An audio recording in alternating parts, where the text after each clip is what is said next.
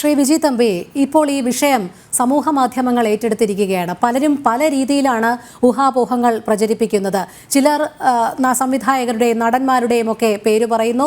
ഈ കോഡ് ഭാഷയിൽ വരുന്ന നടിമാർ ആരൊക്കെയാണ് എന്നുള്ളത് വരുന്നു. ഇതിപ്പോൾ ഇങ്ങനെ വ്യാപിക്കുകയാണ്. ഇതിനൊരു അറുതി കണ്ടെത്തിയേ മതിയാകൂ. ഇതിൽ ആരാണ് യഥാർത്ഥ കുറ്റക്കാർ എന്നുള്ളത് ഇനിയിപ്പോൾ പൊതുസമൂഹത്തിന് മുന്നിലേക്ക് കൊണ്ടുവരേണ്ടത് സിനിമാക്കാരുടെ കൂടി ആവശ്യമായി മാറിയിരിക്കുകയാണ്. എന്തുകൊണ്ട് അതിന് തയ്യാറാകുന്നില്ല? അതിനുള്ള ആർജവം എന്തുകൊണ്ടില്ല? അല്ലെങ്കിൽ ധൈര്യമില്ലായ്മ തന്നെയാണോ? അതായത് ബേസിക്കലി ഇതിന്റെ ഒരു വലിയ പ്രശ്നം എന്ന് പറഞ്ഞു കഴിഞ്ഞാൽ ഒരിക്കലും എനിക്ക് തോന്നുന്നില്ല ഒരു കേസുമായി മുന്നോട്ട് പോകാൻ കഴിയുമെന്ന്. സർക്കാർ ഇത് കേസുമായിട്ട് മുന്നോട്ട് വന്നു കഴിഞ്ഞാൽ ഇതിന് ആര് മൊഴി കൊടുക്കും? ആർക്കെതിരെ മൊഴി കൊടുക്കും?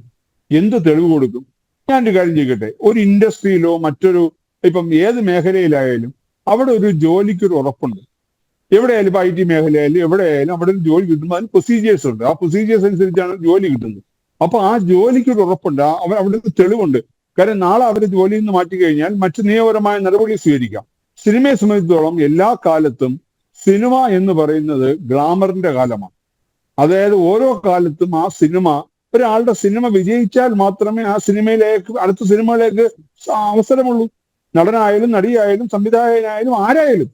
അപ്പോ അങ്ങനെ വരുന്ന സമയത്ത് ഇപ്പോ നേരത്തെ പറഞ്ഞതുപോലെ ഒരു നടനോ നടിക്കോ ഒരു സിനിമയിൽ ഇപ്പോ അവസരം കൊടുക്കണമെന്ന് സർക്കാർ പറഞ്ഞാൽ കൊടുക്കാൻ പറ്റുമോ?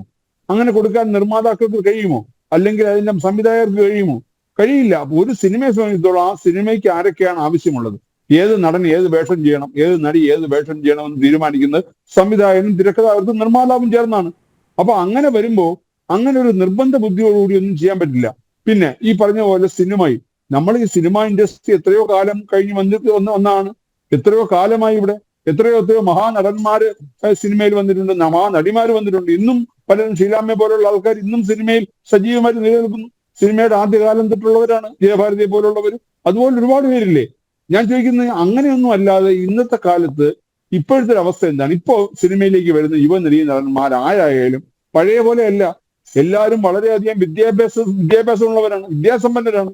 അവർ പല IT മേഖലയിലോ അങ്ങനെ പ്രവർത്തിച്ചവരോ അല്ലെ ആ രീതിയിൽ വന്നിട്ട് സിനിമയുടെ ഒരു താല്പര്യം തോന്നി അങ്ങനെ സിനിമയിലേക്ക് വന്നവരാണ്. അങ്ങനെ ഉള്ളവരെ ചൂഷണം ചെയ്യാൻ പറ്റുമോ?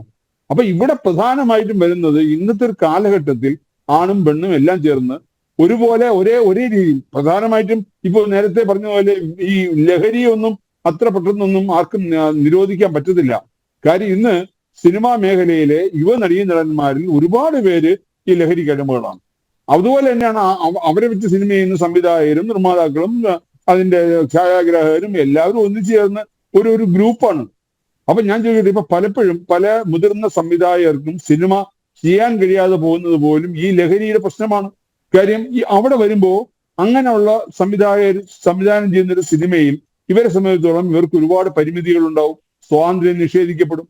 അപ്പൊ അങ്ങനെയുള്ള സംഭവം വരുമ്പോ മറ്റത് ബ്രോ എന്നുള്ള രീതിയിൽ ഒരു ഗ്രൂപ്പായിട്ട് മാറി അവരെല്ലാവരും ചേർന്ന് ലഹരി ഉപയോഗിക്കുന്നു.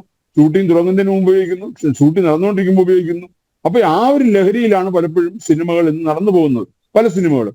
അപ്പൊ അതുപോലെ തന്നെ ക്യാരവൻ സംസ്കാരം. ഇന്ന് ക്യാരവൻ ഓരോ സിറ്റി ചെന്നാൽ എത്ര ക്യാരവനാണ്? നായകന് ക്യാരവൻ, നായികയ്ക്ക് ക്യാരവൻ, മറ്റവൻ ക്യാരവൻ, മറ്റവൻ ക്യാരവൻ. അപ്പൊ ഇവിടെ ക്യാരവൻ സംസ്കാരത്തിൽ ക്യാരവനകത്ത് എന്തൊക്കെയാണ് നടക്കുന്നത്? അതിനകത്ത് ലഹരി ഉപയോഗം നടക്കുന്നുണ്ടാവാം, അതിനകത്ത് മറ്റ് സെക്സ്വൽ കാര്യങ്ങൾ നടക്കുന്നുണ്ടാവാം, ആർക്കറിയാൻ പറ്റും. അപ്പൊ ഒരു ക്യാരവനകത്ത് കയറി ഇരുന്ന് കഴിഞ്ഞാൽ ഒരു ഷോർട്ട് സമയത്താണ് ഇറങ്ങി വരുന്നത്.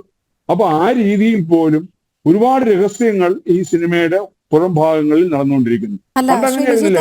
ഇത്തരം രഹസ്യങ്ങളൊക്കെ അനുവദിച്ച് കൊടുത്ത് അത് തുടർന്നും അങ്ങനെ നടക്കേണ്ട കാര്യങ്ങളാണോ? താങ്കൾ നേരത്തെ പറഞ്ഞതുപോലെ ഇപ്പോൾ ഒരു നടന്റെ മൂല്യം അല്ലെങ്കിൽ നടിയുടെ മൂല്യമൊക്കെ തീർച്ചയായും നിശ്ചയിക്കപ്പെടും ഹിറ്റ് സിനിമകളുടെ പശ്ചാത്തലത്തിൽ തന്നെ എന്ന് കരുതി അവസരം നിഷേധിക്കുന്നവർ തങ്ങൾ ഈ കാരണം കൊണ്ടാണ് തങ്ങൾക്ക് അവസരം നിഷേധിക്കുന്നത് എന്ന് പറഞ്ഞാൽ അത് അവർക്ക് അവസരം കിട്ടാത്തത് കൊണ്ടുള്ള അസൂയാലുക്കളാകുന്നത് കൊണ്ടുള്ള പ്രതികരണം മാത്രമാണ് എന്ന് നമുക്ക് പറഞ്ഞ് സ്ഥാപിക്കാൻ കഴിയുമോ? അവിടെ ഏതെങ്കിലും രീതിയിലുള്ള സത്യാവസ്ഥ പല കാര്യങ്ങളിലും ഉണ്ടാകുകയില്ലേ?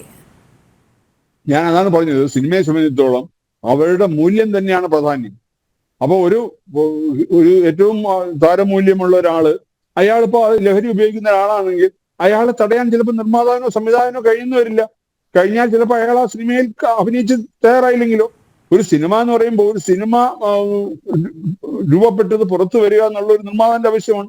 ഒരു സിനിമ ഇടയിൽ മുടങ്ങിപ്പോയാൽ നിർമ്മാതാവിന് എന്തുമാത്രം ബുദ്ധിമുട്ടുകളുണ്ടാവും. ഇപ്പൊ നമുക്ക് തന്നെ അറിയാം, ഇടയ്ക്ക് 1-2 നടന്മാരുടെ പേരിൽ ഇതുപോലെ പ്രശ്നങ്ങൾ ഉണ്ടായപ്പോൾ അവരെ സിനിമ ഇൻഡസ്ട്രീസിൽ നിന്ന് മാറ്റി നിർത്തിയപ്പോൾ ഉണ്ടായ പ്രശ്നങ്ങൾ, പലരും അവരെ വെച്ച് സിനിമ ചെയ്തവരെല്ലാം പലപ്പോഴും പല വഴിയിലായി.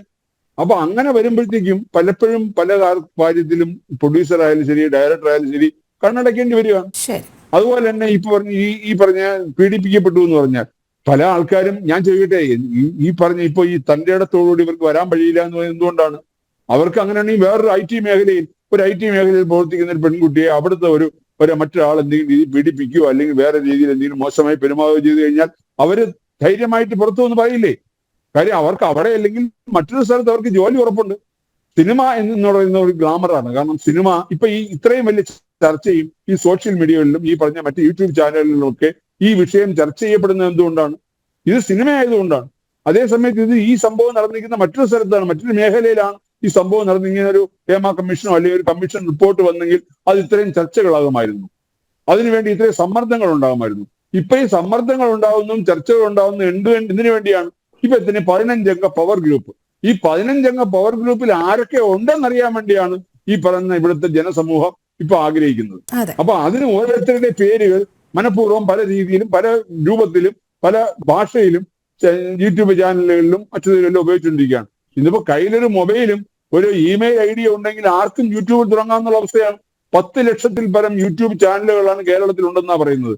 അപ്പൊ അങ്ങനെ വരുമ്പോ ഇത്തരം വിഷയങ്ങൾ ആർക്കും എടുത്ത് സമൂഹത്തിന് മുന്നിലേക്ക് ഇടാം, പലരെ കുറിച്ചുള്ള ഊഹാപോഹങ്ങൾ പങ്കുവയ്ക്കാം.